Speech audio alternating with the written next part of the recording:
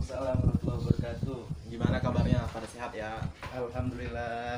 Jadi sebelum kita mulai pelajaran, Bapak harapkan kalian dapat merapikan tempat duduk, pakaian, dan jika ada sampah di sekeliling kalian, Bapak mohon kalian untuk mengambil dan membuangnya di tong sampah. Baik, Pak. Untuk hari ini ada yang nggak masuk nggak? Ada Pak, Siapa? Suprayogi. Suprayogi. Emang dia kemana? Nggak tahu Pak. Ya udah, berarti cuma Suprayogi yang nggak masuk ya. Iya Pak. Ada, Pak, satu lagi, Pak. Siapa? Indra Pratama. Indra Pratama yang mana orangnya? Itu, Pak, yang biasa kerja. Oh, berarti 2 orang yang nggak masuk ya? Iya. Orang Pak. Baik, kalau kayak gitu ya udah, berarti 2 orang aja yang masuk, yang lainnya masuk ya.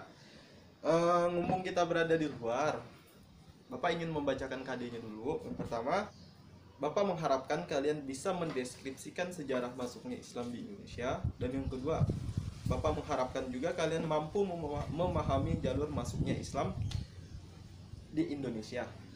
Jadi mungkin hanya 2 itu saja yang Bapak inginkan dari kalian. Dan sebelum kita memulai pelajaran, Bapak ingin kalian membagi kelompok kalian menjadi satu kelompok 2 orang. Tujuannya untuk setelah Bapak membicarakan tentang proses masuknya Islam di Indonesia, Bapak ingin kalian per kelompok itu membuat resume semampu kalian dan dikirim dan diantarkan ke Bapak. Baik, yang pertama, Islam itu menjadi agama terbesar yang dianut oleh bangsa Indonesia. Pertumbuhannya begitu cepat dan masif. Bahkan Indonesia menempati urutan pertama sebagai negara Islam terbesar di dunia. Lalu bagaimana Islam pertama kali masuk ke Indonesia dan menyebar begitu besar? Ada yang bisa tahu nggak? Ada yang tahu nggak gimana cara masuknya Islam ke Indonesia? Lewat perdagangan Kira-kira- Pak. Lewat apa? Perdagangan. Perdagangan, bagus. Terus ada lagi yang tahu? Lewat Mengenai- kulturasi budaya Pak. Kulturasi budaya, maksudnya gimana itu, Rifki? Tentang pencampuran antara budaya Arab dengan budaya Indonesia Pak. Lalu orang-orang Arab menyebarkan agama Islam di Indonesia Pak. Bagus, bagus. Sebenarnya ya, dalam proses masuknya Islam ke Indonesia, terdapat beberapa teori yang diperdebatkan oleh para ahli sejarah yang ada di Indonesia. Yang pertama ya ada teori Gujarat. Teori masuknya Islam dari Gujarat, India, ini dikemukakan oleh peneliti asal Belanda seperti Pich Nepel, Sokharjon, dan sebagainya. Berdasarkan teori ini diceritakan bahwa orang-orang Islam di Arab melakukan perjalanan ke Gujarat, India. Di sana Islam mazhab Syafi'i berkembang diajarkan oleh orang-orang ini.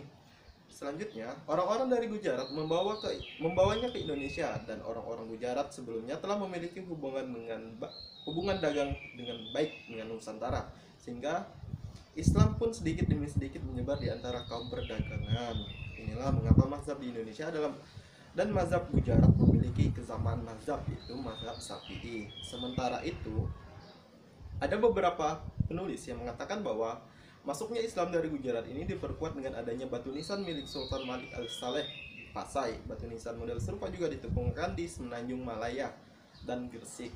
Batu nisan ini memiliki kesamaan dengan batu nisan yang terdapat di Kambai atau di Gujarat. Selanjutnya teori yang kedua. Teori kedua menyebutkan bahwa Islam masuk ke Indonesia pada abad pertama Hijriah atau abad ke-7 Masehi. Ulama Buya Hamka mengungkapkan bahwa Islam berasal dari tanah Arab atau Mesir yang dibawa para kaum musafir oleh kaum Sufi. Kaum Sufi ini pernah diungkapkan oleh Ahmad Hajons bahwa mereka sering mengembara ke tempat-tempat di dunia untuk mendirikan kumpulan atau tarekat. Buya menuliskan dalam bukunya Membongkar Kejumudan, menjawab tuduhan-tuduhan Salafi Wahabi bahwa Gujarat hanyalah tempat singgah sementara para pedagang Arab sebelum masuk ke Indonesia. Dan teori yang ketiga menurut P.A. Hussein Jajadiningrat mengemukakan teori datangnya Islam dari Persia ini karena banyaknya persamaan budaya Islam antara Indonesia dan Persia. Peringatan Asyura atau 10 Muharram untuk memperingati syahidnya Husain ini terdaat di kedua negara tersebut. Penggunaan ejaan membaca huruf Arab antara orang Persia dan Indonesia pun memiliki kemiripan. Selain itu, ajaran Syekh Siti Jenar dengan ajaran Sufi Iran, Al-Hallaj, juga memiliki kesamaan yang berkembang dalam bentuk puisi. Teori ini juga menunjukkan bahwa Islam Persia mempengaruhi perkembangan mazhab Syafi'i yang dianut umat Muslim Nusantara. Selanjutnya teori keempat, yaitu teori Muslim Cina. Selain ketiga teori di atas, ada pula teori sejarah masuknya Islam di Indonesia yang berasal dari umat Muslim Cina. Menyadur dari NU Online, teori ini dikemukakan oleh Slamet Mulyana dan Sumanto Al-Qurtubi. Ini bukan teori saya, tapi ditulis oleh salah satu profesor Indonesia yang sekarang mengajar di Saudi, yaitu Profesor Al-Qurtubi, kata Budi Sugandi, yang saat itu tengah menjadi kandidat doktor di Southwest University, Cina. Budi menjelaskan, pandangan Muslim Cina datang dan menetap di Indonesia melalui Palembang pada abad ke-9. Para pedagang Cina ini kemudian menjalin perkawinan dengan warga setempat atau pribumi setempat, hingga terjadi perkawinan seorang perempuan Cina dengan Raja Baruwijaya kelima yang kemudian melahirkan anak bernama Jin Bun atau yang lebih dikenal dengan sebagai Raden Patah, Raja pertama Kesultanan Demak. Dan teori kelima yang banyak orang belum tahu adalah masuknya Islam ke Indonesia disebabkan oleh para pelaut Indonesia yang pergi ke Timur Tengah dan menetap sementara di Timur Tengah. Kemudian mereka belajar mengenai kultur, budaya, dan agama di sana. Kemudian setelah mereka masuk ke Indonesia, mereka membagikan semuanya yang mereka dapatkan di Timur Tengah itu kepada teman-teman mereka atau masyarakat yang ada di daerah mereka. Baik, untuk itu ada yang dipertanyakan? Tidak, Pak. Udah paham semua ya? Paham. Jadi kita kembali lagi ke tugas kita yang pertama, yaitu para kelompok harus bisa merangkum atau meresum apa yang Bapak omongkan tadi.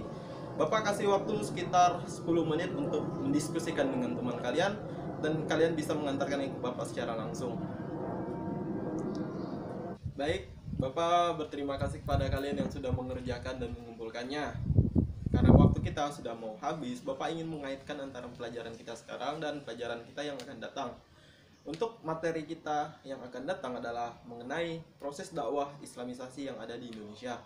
Jadi, Bapak pengen kalian membaca materi tersebut untuk minggu depan biar kalian mengetahuinya, dan Bapak lebih mudah mengarahkan kalian.